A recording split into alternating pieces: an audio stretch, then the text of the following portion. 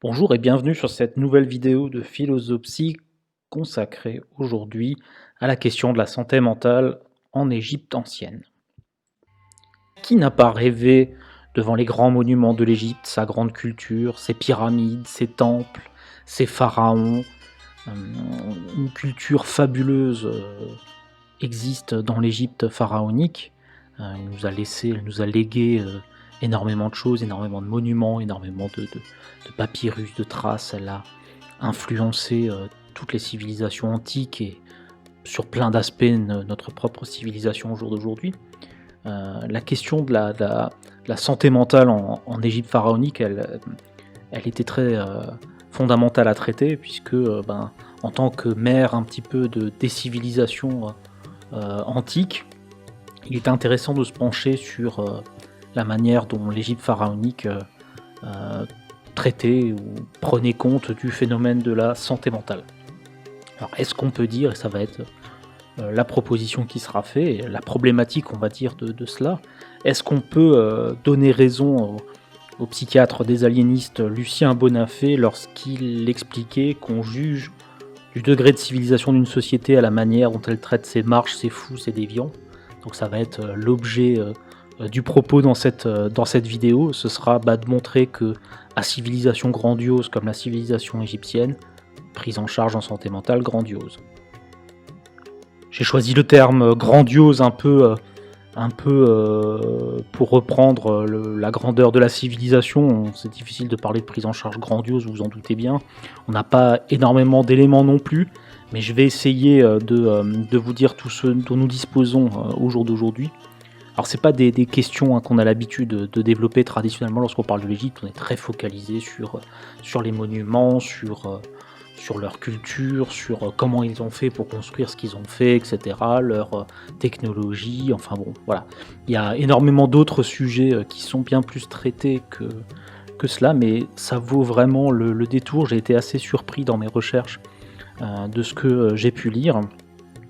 Donc déjà, de manière générale, le phénomène de la maladie mentale est appréhendé par cette civilisation. Alors il y a une source textuelle fondamentale qui s'appelle le papyrus Ebers 12, qui est un papyrus daté d'environ moins 1600 avant Jésus-Christ, qui a été retrouvé, qui précise un petit peu les liens entre maladie mentale et corps, qui explique un petit peu la manière dont les anciens Égyptiens voyaient cette question-là.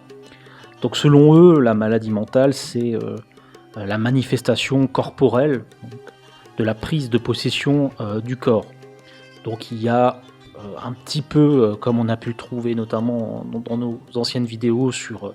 en préhistoire, c'était très compliqué de l'attester, mais en tout cas sur la Mésopotamie, on voit bien qu'il y a une vraie relation sur le côté un petit peu magique, voire surnaturel, de la santé mentale. Il y a dans cette civilisation-là aussi, alors il y a un fait religieux qui est extrêmement prédominant en Égypte, tout est religieux, tout est lié au fait religieux, et la santé mentale n'y échappe pas.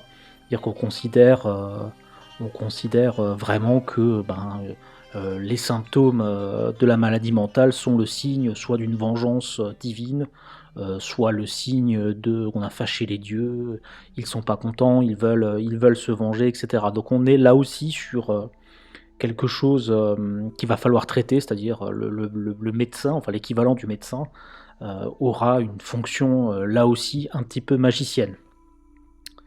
Alors ce qui est très particulier dans le papyrus d'Ebers 12, c'est qu'il y a est noté dedans un certain nombre de remèdes. Donc au nombre de 700, il y a 700 listes de remèdes qui sont proposés avec des décoctions de plantes aussi, ce qui est quand même assez singulier, donc ce qu'on pourrait vraiment assimiler à une forme d'ordonnance finalement. On sait également à travers ce papyrus que les Égyptiens connaissaient en tout cas ce que les Grecs appelleront la mélancolie, mais en tout cas voilà, les phénomènes plutôt dépressifs, et aussi la question de la démence, des hallucinations. Voilà, c'était des choses qui apparaissent notamment dans le papyrus. Donc les prescriptions qui sont édictées dans le papyrus visent à chasser les démons, à apaiser les dieux. Donc elles sont de deux ordres. elles sont d'un ordre incantatoire, ça peut être une formule un petit peu magique à prononcer, mais également, comme je vous l'ai dit un petit peu plus tôt, ça peut être aussi des remèdes. Des remèdes avec un certain nombre de plantes qu'on trouvait tout autour de l'Égypte. Alors ce qui m'a beaucoup interpellé, c'est que il y a eu des recherches qui ont été faites en Égypte, en égyptologie, en égyptologie biomédicale, on va l'appeler, et ça montre que les traitements qui étaient proposés à travers ce papyrus, ils étaient efficaces, c'est-à-dire scientifiquement au jour d'aujourd'hui, leur efficacité moléculaire est prouvée, et 73% des formules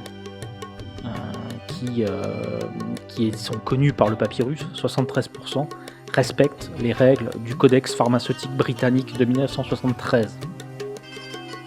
Donc ça, c'est quand même particulièrement singulier.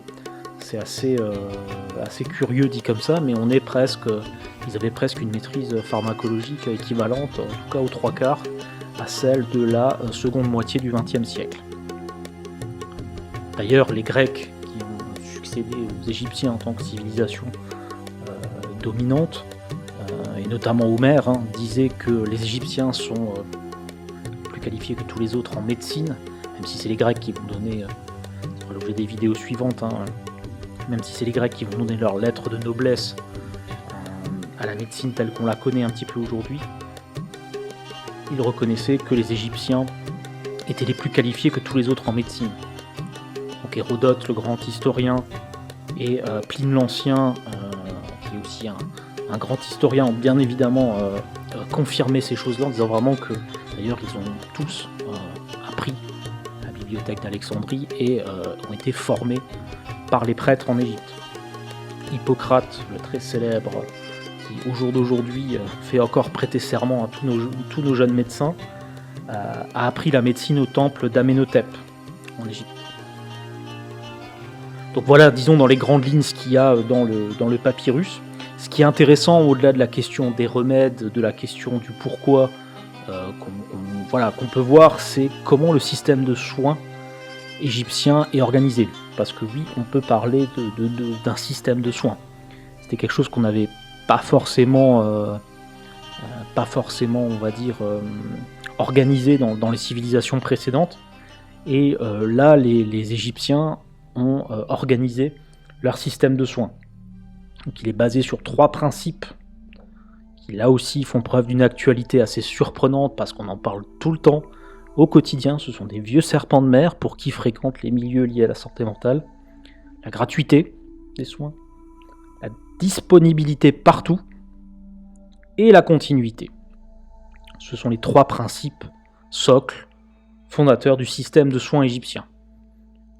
Convenez que ce sont des principes qui sont les chevaux de bataille encore aujourd'hui de nos instances dirigeantes sur les questions de santé. La gratuité, on peut considérer que dans les grandes lignes elle est acquise, disponibilité très nettement moins, la continuité non plus. Donc voilà, c'est vraiment hyper important de le noter, de noter ça, c'est que on est sur un système basé sur ces 3 piliers.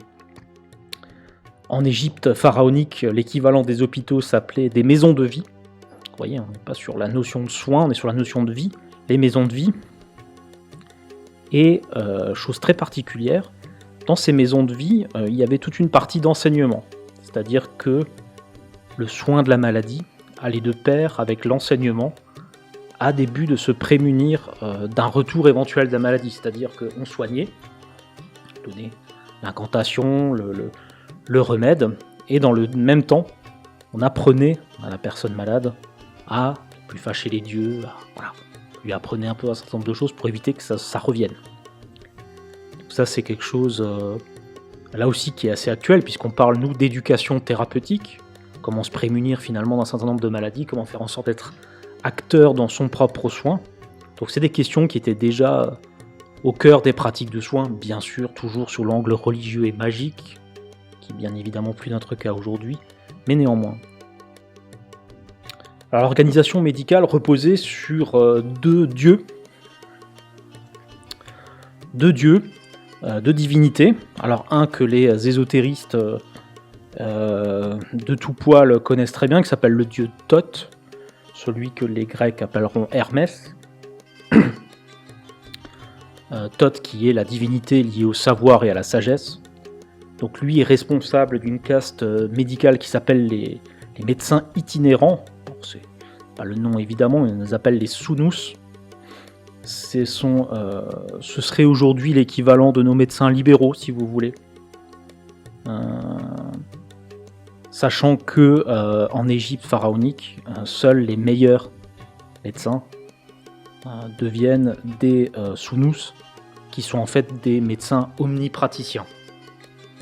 C'est-à-dire qu'à la différence de nos civilisations modernes, on a un peu tendance à considérer la spécialité comme une excellence. L'Égypte pharaonique considérait non pas le fait de maîtriser, d'exceller dans une discipline comme une excellence, mais considérait l'excellence dans la faculté de maîtriser l'ensemble des disciplines. Enfin, les autres médecins sont ceux qui sont tributaires du dieu Waou Sekhmet. Donc ils sont principalement des médecins, médecins prêtres, médecins magiciens, on peut l'appeler un petit peu comme on le souhaite, qui seront eux plutôt dans les aspects incantatoires et notamment sur les questions d'éducation. Donc eux sont plutôt, j'ai envie de dire, assignés à résidence, en tout cas assignés dans les maisons de vie. Sachant que les Sunus, donc les médecins itinérants, eux ont plutôt tendance à se déplacer de village en village et d'aller directement au contact des populations. Donc la réglementation de cette organisation de la médecine est déjà attestée sur les monuments du site de Saqqara, où il y a notamment une magnifique pyramide à degrés, qui est l'une du pharaon Djoser, qui est probablement l'une des plus grandes merveilles aussi d'Égypte.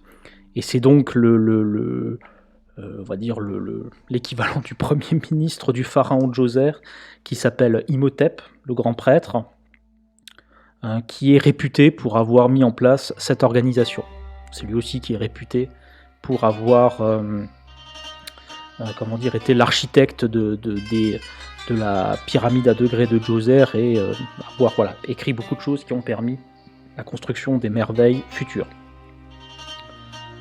Ce qu'on peut dire également, c'est que la médecine en Égypte pharaonique est très axée sur le soin somatique, donc vraiment sur le symptôme physique.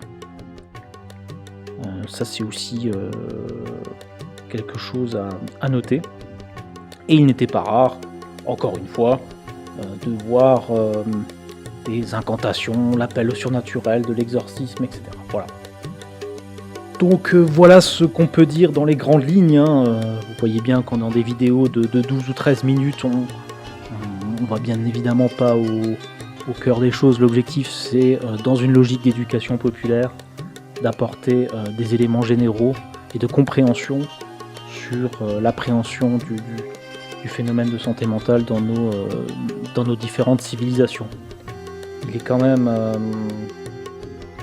à noter l'extrême développement de la civilisation égyptienne sur ces questions-là aussi, qui va finalement de pair avec leur extrême développement sur d'autres domaines comme l'art, l'architecture, etc. En tout cas, on voit vraiment une volonté de réflexion et de structuration du système de soins notamment. Voilà, j'espère que cette vidéo vous a plu. N'hésitez pas à la liker, la partager la chaîne, à vous abonner. Plus cette chaîne aura d'abonnés et plus les gens pourront la découvrir et essayer d'en apprendre plus. Merci, au revoir.